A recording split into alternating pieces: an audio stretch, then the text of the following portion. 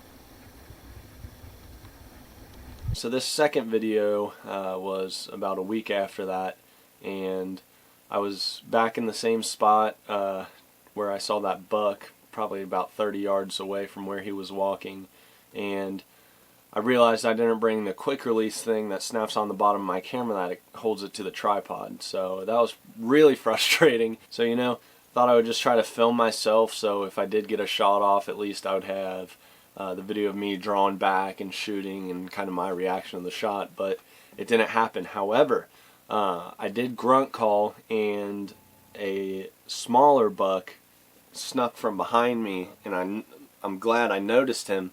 I was able to turn and I watched him come behind this berm thing that you'll see in a little bit. And he was walking to my right, and I couldn't tell how big the buck was yet. So of course my heart's racing and stuff. The camera's recording. I had my little GoPro here, didn't click the record button hard enough, and it didn't start recording, which was just, it was a mess. But he walked behind this real thick bush, and I drew on him, and once he got into the clearing I realized he was not a shooter buck.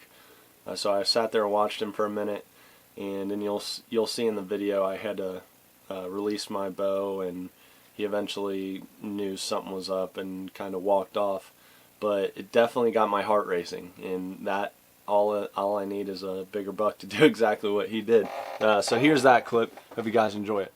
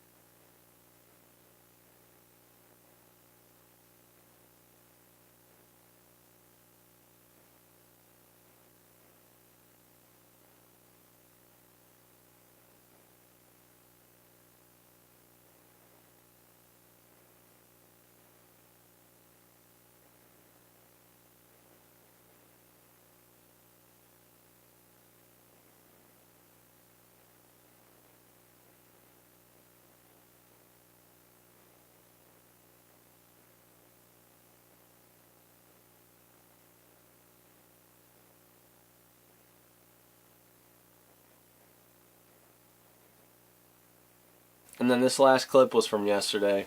I was able to hunt for a couple hours. It is gun season in Kentucky, but I brought my bow. I was hunting that berm that I was just talking about where that little buck that I was drawing on came through. So I decided to sit on the other side of that berm where there's a bunch of trails, and there's like 5 rubs all within that trail. And so I kind of tucked myself away in there, but I mean, I was hunting midday, and I had stuff to do all day, and I tried grunting and stuff like that, but to no avail. It was a good spot. I liked the spot. The wind was blowing in my face, and it usually does where I was set up there.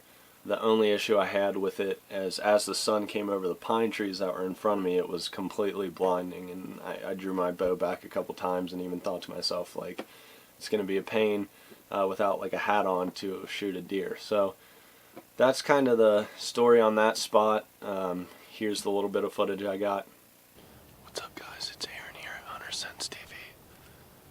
So I'm out here. It's Sunday, November 10th. I'm out here in this like funnel area.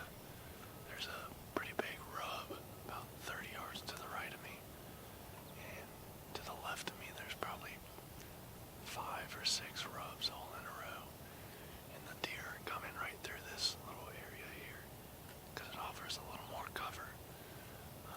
And it's easier to walk through because on the other side of this berm, which you'll see in a second, it's really thick. So I think they try to avoid walking through there, and there gives them a little more cover walking through here. Wind's blowing right in my face. Behind me here is like a ravine. There's a pond at the bottom of it. So my wind's blowing right over that. So any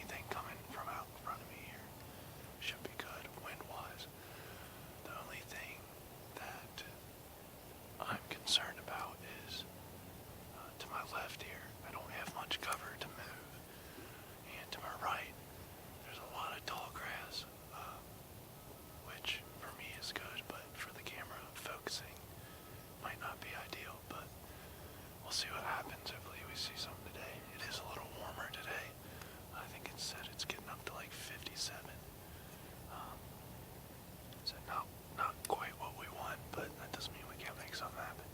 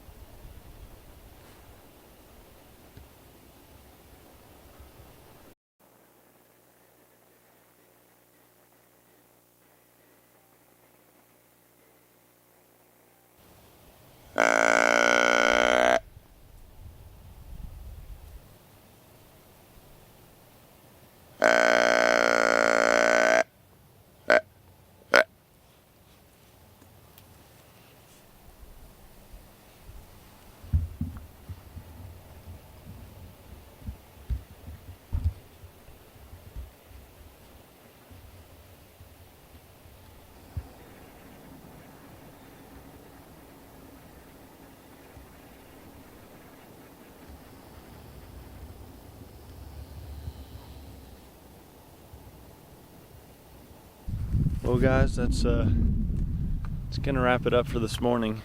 It's been really slow. Didn't even get that much footage.